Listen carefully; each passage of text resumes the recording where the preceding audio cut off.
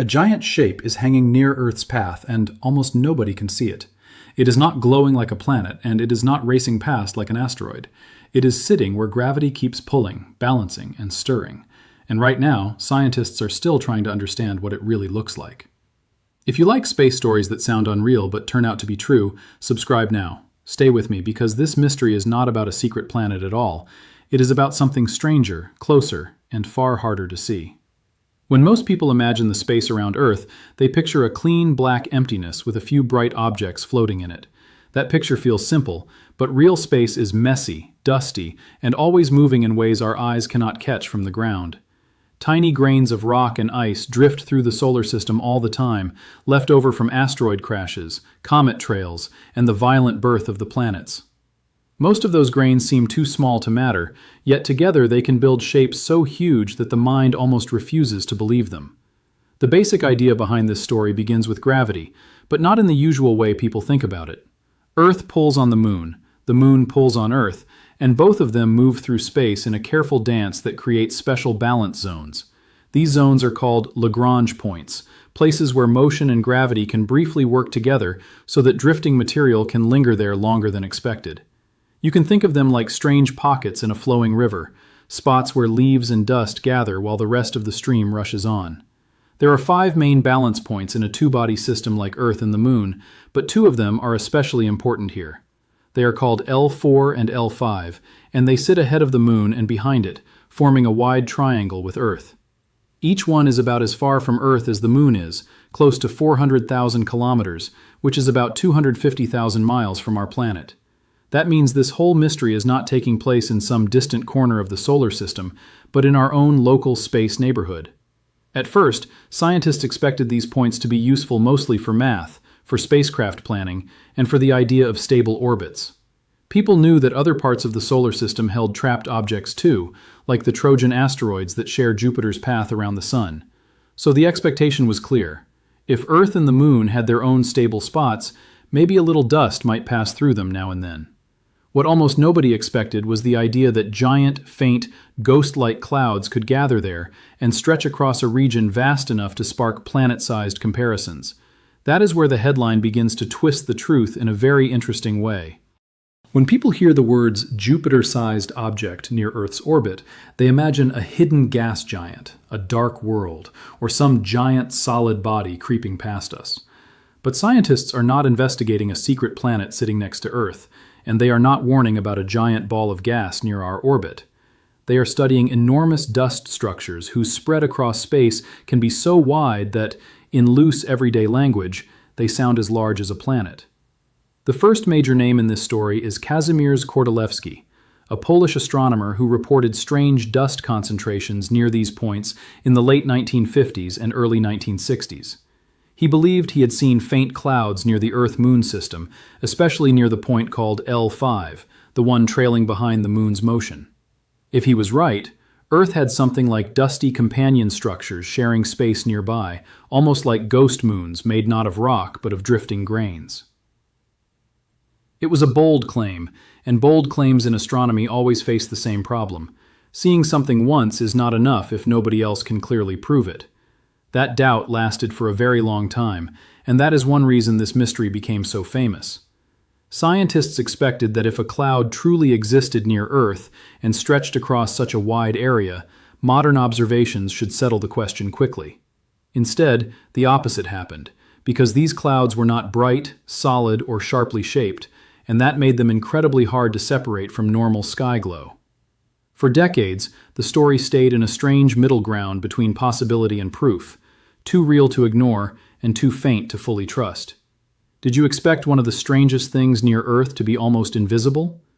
If that twist catches you off guard, tap like and tell me in the comments what you thought this Jupiter-sized object would be. And if you want more real science mysteries like this, subscribe and stay with the story. To understand why the size claims sound so dramatic, we need to talk about what size means in space. A solid planet has a clear edge, so measuring it is simple enough. You find where it begins and where it ends. A dust cloud does not work that way because it is thin, fuzzy, uneven, and changing, so its outer edge depends on how sensitive your tools are.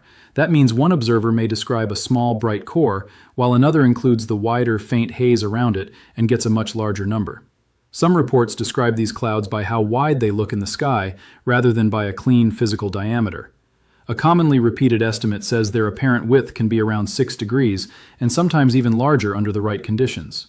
For comparison, the full moon looks only about half a degree wide from Earth, so a 6-degree cloud would seem roughly 12 times wider than the moon. That does not mean it is thicker, denser, or brighter than the moon, only that its spread across the sky could be enormous if you knew where to look. And here is the tricky part that creates the Jupiter-sized feeling in headlines. Jupiter is about 140,000 kilometers wide, which is huge even by planetary standards, and that number sticks in people's minds for good reason. A dust cloud near the Earth-Moon distance, spread over a broad angle, can cover tens of thousands of kilometers, and maybe more depending on how its faint edges are counted. So the comparison is really about broad extent, not mass, not density, and not a hidden world shaped like Jupiter. In other words, this is not a giant ball sneaking through the dark beside Earth. It is more like a vast stain of dust suspended in a special traffic pattern of gravity, there but almost not there. If you flew through part of it, you would not hit a solid wall or slam into a planet-sized body waiting in the dark. You might pass through thin, scattered grains so sparse that the real wonder is not danger, but how something so faint can still gather at all. Now we get to one of the biggest turns in the whole story. For years, scientists expected that better cameras alone would solve the mystery, but ordinary imaging kept running into the same old problem. The clouds were so dim that moonlight, city light, normal air glow, and the bright band of dust already spread across the inner solar system could hide them. The closer you looked, the more it seemed the sky itself was trying to erase the evidence. A major step came in 2018, when a Hungarian team reported new evidence for the Kordylewski clouds using a method called imaging polarimetry. That name sounds complicated, but the idea is simple. Dust can change light in a special way, and that pattern can help reveal what normal photos miss. Instead of just asking, "Do we see a bright cloud here?" the team asked, "Does the light coming from this area behave the way scattered light from dust should behave?" That shift in method mattered because it looked for a fingerprint, not just a glow. Think about sunlight bouncing off a dusty room when a beam shines through a window. The dust is hard to see until the light hits it at the right angle, and then the air suddenly seems full of floating particles. In space, something similar happens, except the particles are much farther away, much thinner, and buried inside a far more difficult background. By measuring how light was polarized, meaning how it was aligned after bouncing off dust, the researchers argued they had found the pattern expected from those clouds. This was important because it changed the conversation from old sightings to modern evidence. Scientists originally expected a simple yes or no answer, but what they found was a more careful kind of proof, shaped by method and probability. The result did not turn the clouds into bright, easy targets overnight, yet it pushed the idea much closer to accepted reality than it had been for decades. The mystery moved from, did Kordylewski imagine this, to, how do these clouds really behave and how stable are they? Another surprise is that one cloud seems easier to detect than the other. Studies have suggested that the cloud near L5, the one trailing behind the moon, may show up more often than the one near L4. Scientists expected the 2 points to behave in similar ways, but real space is never that neat because sunlight, orbital changes, and tiny shifts in dust motion can upset symmetry. That matters because it tells us these are not frozen structures hanging in place like decorations, but living patterns in constant motion. Would you have guessed that even stable space can act messy and uneven?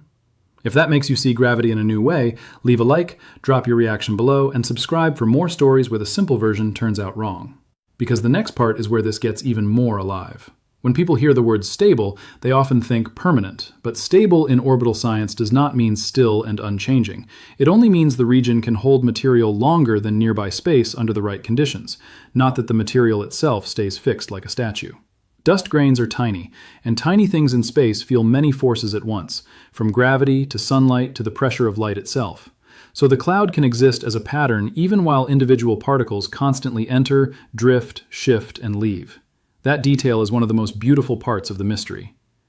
Scientists expected something like a settled cloud bank, but what they found in models and observations looks more like a moving swarm. The shape can stretch, thin out, bunch up, and change over short times, meaning the cloud may be real without ever looking exactly the same twice. Imagine trying to prove the existence of a smoke ring that keeps being pulled apart and rebuilt by invisible hands. The invisible hands, in this case, are not magic. They are the gravity of Earth, the gravity of the Moon, the pull of the Sun, and the gentle but steady push of sunlight on dust grains. Even light has pressure, tiny but real, and when the particles are small enough, that pressure can slowly nudge them out of one place and into another. So the very thing that makes the clouds hard to see also helps change their shape over time. This is why nearby space can still surprise us even now. People often assume that because the Earth-Moon system is so close, we have already mapped every important feature around it in full detail. But proximity does not always mean clarity, especially when the object is dim, spread out, and mixed into the glowing dust background of the inner solar system. Sometimes a far, bright planet is easier to study than a huge, faint structure right next door. And there is an even bigger layer to the story. NASA has also said that Earth travels around the Sun inside a giant ring of dust, a different structure from the Kordylewski clouds, but related in spirit. That dust ring along Earth's orbit comes largely from the asteroid belt between Mars and Jupiter, where constant collisions grind rocky bodies into smaller and smaller debris. Some of that dust drifts inward, and Earth's gravity helps shape part of it into a ring tracing our path around the Sun. So now we have two strange truths at once. Earth is not just moving through empty space with one moon beside it. Our region is wrapped in multiple dust patterns shaped by motion and gravity. One pattern is the ring around Earth's path around the Sun, and another may be the ghostly clouds hanging near the Earth-Moon L4 and L5 points. Scientists expected space to be simpler, but the reality is a layered system of tracks, traps, and slow, invisible weather. Here is why that gap matters so much.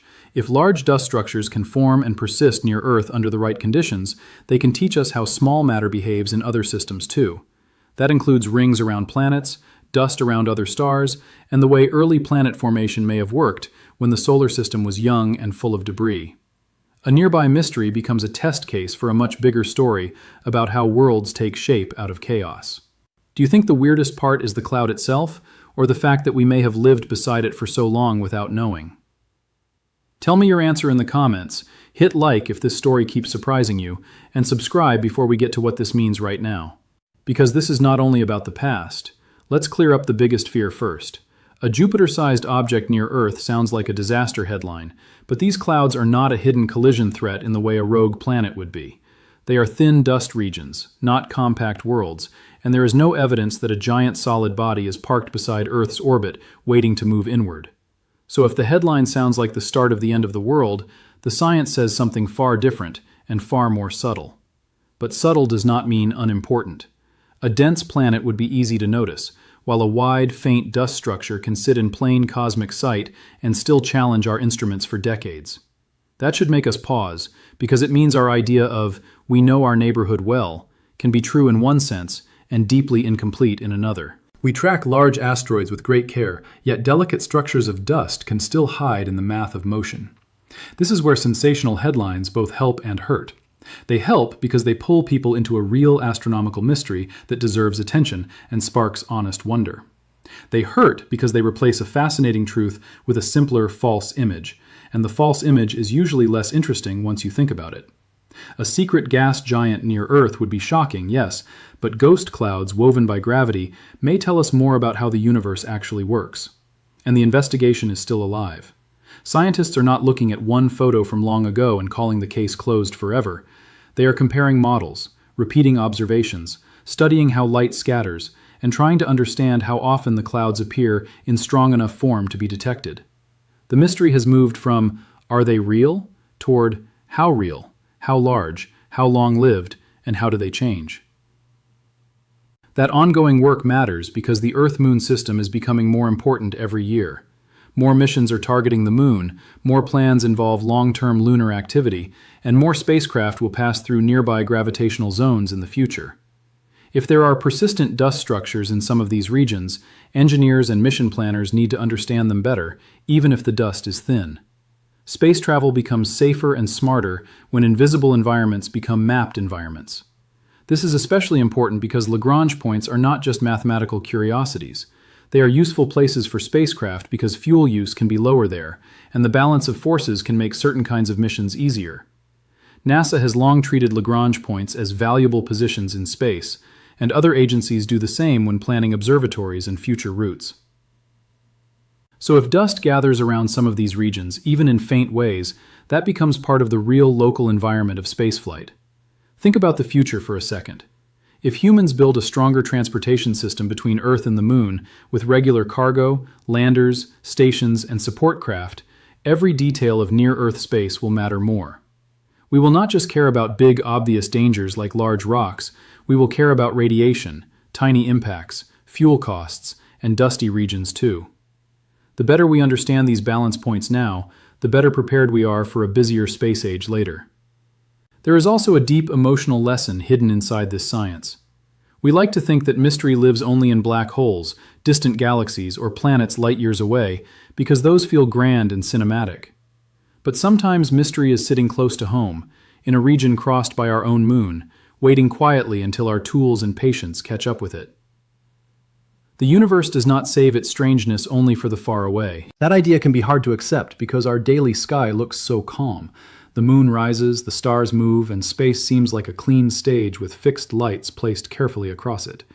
Yet above that simple view is an active system of drifting dust, trapped particles, reflected light, and hidden structures too faint for human eyes alone. The calm picture is real at one level, but incomplete at a deeper one. Are you more amazed that space near Earth is this active, or that dust can build something so huge and still stay almost unseen? Like the video if you are leaning toward one answer, write the other in the comments, and subscribe if you want the next part of the mystery too. Because what scientists still do not know may be the most interesting part. One unanswered question is how the clouds are fed. Dust does not appear from nowhere, so researchers have to think about constant small sources and the balance between supply and loss. Some grains may come from the broad background dust of the inner solar system, some from tiny impacts, and some from material already wandering through the Earth-Moon system. The cloud may survive not because each grain stays put for ages, but because new grains keep joining while others drift away. Another open question is shape. If you ask for a neat outline, scientists cannot simply hand you one permanent map and say, "This is exactly the cloud." The structure likely has denser regions and thinner outer parts, which means the measured size depends on where you draw the line between cloud and background. That is one reason broad comparisons can sound dramatic, because faint boundaries in space are not like the edge of a marble. Scientists also want to know how often the clouds grow easier or harder to detect. Maybe certain positions of the Moon, Earth, Sun, and observing site create better chances for seeing the right scattering pattern. Maybe one cloud is more often disturbed than the other, or maybe both shift in ways that mimic appearance and disappearance depending on timing. The answer matters because it tells us whether the clouds are weak, strong, seasonal in effect, or deeply changeable. And this connects to a bigger truth in astronomy. A lot of science is not just about discovering a thing once, but learning how to observe it the right way over and over. People outside science often imagine proof as one dramatic moment, a single picture, a single scan, a final dramatic announcement. Real proof is often slower, especially when the target is faint, because methods improve, doubts remain, and each result has to survive careful testing. The Kordylewski clouds fit that pattern perfectly. They were reported long ago, doubted for a long time, then given stronger support by modern techniques that looked for more than brightness alone. That arc makes the story more human, because it shows science correcting itself, arguing with itself, and returning to an old claim with better tools. The delay was not failure, it was caution doing its job. There is also something almost poetic about the location of these clouds. They are not randomly scattered through the sky, but tied to special points created by Earth and Moon together. That means the clouds, if present, are like a shadow story of the Earth-Moon relationship, made not of stone or light, but of trapped, drifting dust. The same gravity that lifts ocean tides may also help shape faint structures far above us in the black. And that brings us back to the phrase, near Earth's orbit. Even that wording can mislead if you picture a planet cruising right beside Earth around the Sun. A better way to imagine it is this. Within the wider region of Earth's path and the Moon's path, there may be enormous dust accumulations linked to orbital balance points. They are near in cosmic terms, but not near in the sense of looming over our cities or filling the night sky like a second moon. The more closely you look, the stranger the ordinary becomes. The Moon is not just a bright companion overhead. It may travel with barely visible dusty zones ahead of it and behind it. Earth is not just circling the Sun through empty blackness. It moves inside a dusty ring shaped in part by its own gravity. What looks like clean motion from far away is really motion through layers of ancient debris. That debris is old beyond human scale. NASA describes solar system dust as crushed remains from the formation of the solar system around 4.6 billion years ago, along with rubble from asteroid collisions and material shed by comets. So when scientists study these dust structures near Earth, they are not only tracking present motion, they are reading leftovers from the oldest chapters of our system. The dust is tiny, but the history inside it is enormous. This is one reason the story matters beyond a cool headline. If we can understand how dust gathers, moves, and survives in our own backyard, we improve our understanding of young star systems and distant debris disks, too. The same basic forces that trap grains here may help shape rings, gaps, and clumps around other stars where new planets are being born right now. A local mystery becomes a mirror for cosmic creation far away. And there is another personal angle. Humans are now planning their future with space in a way that no earlier generation could fully do. Moon bases, lunar fuel plans, cargo routes, and long-term missions are no longer pure fantasy. They are part of serious discussion and real engineering. When that future arrives, the space around Earth will stop being just a backdrop and become a traveled environment we truly need to know. Imagine building airports before mapping the weather. That would sound reckless, because invisible patterns in the air can shape every flight, every delay, and every danger. In a much softer and more complex way, near-Earth space has its own hidden patterns too, and dust structures are part of that story. The more regular our presence in space becomes, the less acceptable blind spots will be. That is why scientists are still investigating, instead of treating the case like a solved curiosity. They need better models of how the clouds form, how often they can be observed, what particle sizes dominate them, and how sunlight reshapes them over time. They also need to keep separating real signals from false ones, because faint astronomy is full of traps caused by noise, glow, and wishful seeing. Good science does not fall in love with headlines. It keeps checking. There is a quiet lesson here about how the universe hides things. People expect hidden objects to be dark monsters, giant rogue planets, or dramatic dangers lurking at the edge of view. But the universe can hide things by making them too thin, too wide, too soft, and too blended into the background to stand out cleanly. The missing thing is not always a boulder in shadow. Sometimes it is a whisper spread across a million dark miles. So yes, the phrase Jupiter-sized object near Earth's orbit grabs attention. But the deeper truth is richer than the phrase itself. Scientists may be studying dusty structures so broad and strange that they invite planet-scale comparisons, even though they are nothing like a planet in mass or form. They are not secret worlds. They are ghost architectures built out of almost nothing. What amazes me most is that the story sits between certainty and mystery at the same time.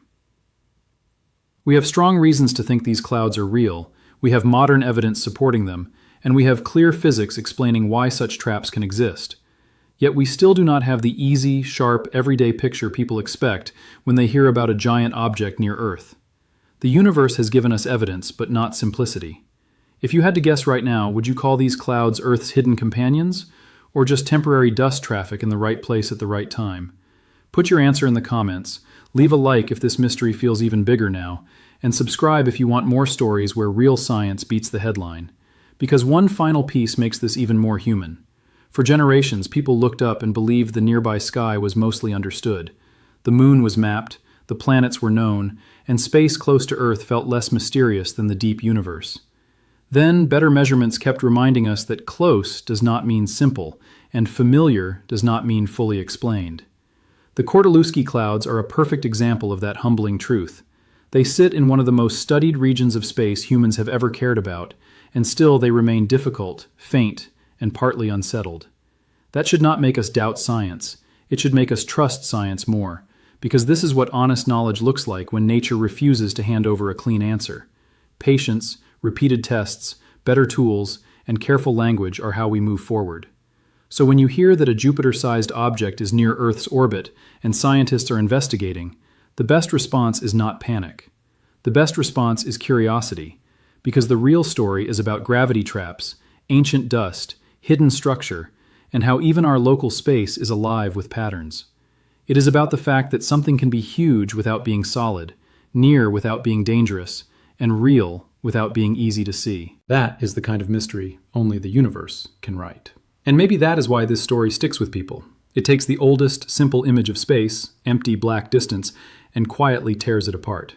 In its place, it gives us a moving system of rings, clouds, forces, and faint companions built out of material older than Earth itself. The sky above us is not only bigger than we think, it is stranger in ways we are still learning to name. If this kind of real cosmic mystery is exactly why you watch, subscribe now and turn on notifications so you do not miss the next one. Then tell me in the comments this specific question.